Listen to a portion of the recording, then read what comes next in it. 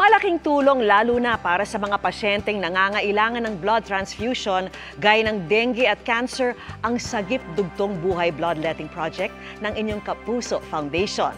Kaya taus-puso kaming nagpapasalamat sa mga bayaning kapuso na walang sawang nag-aalay ng kanilang dugo.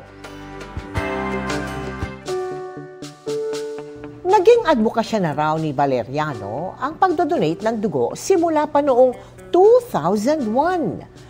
Una raw siyang namulat sa blood donation nang minsang mga ilangan ang isa niyang kaibigan.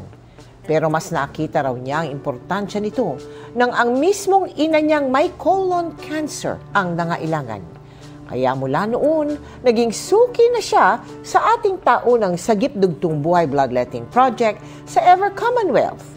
12 beses na nga siyang nakapag-donate ng dugo sa ating proyekto. Gusto ko lang kasi makatulong sa mga tao na nangailangan ng dugo at gusto ko rin malinis po yung dugo ko.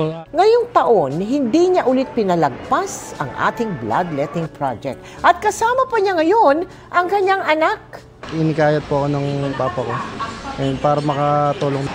Masaya naman po ma'am kasi nakakatulong naman din po. Sa loob ng 28 taon ng Sagip Dugtong Buhay Bloodletting Project kasama ang Philippine Red Cross sa Ever Commonwealth, mahigit 209,000 na pasyente na ang ating natulungan.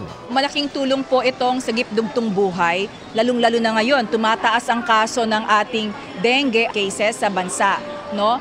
Kasi pag nangailangan po ng dugo for dengue, marami pong platelet ang kakailanganin. Kinilala rin natin ang mga Kapuso Blood Galloners na mahigit 8 beses nang nag-donate ng dugo, kabilang si Valeriano. Yung mga pasyente ng GMA Kapuso Foundation, kasama na doon yung mga cancer champions natin na mga bata, talagang nakakakuha sila ng libreng dugo kasi hindi nila kakayanin na magbayad. Dahil po sa inyong kabayanihan, nakalikom tayo ng halos 2,000 blood bags. Maraming salamat po sa lahat ng bayaning kapuso.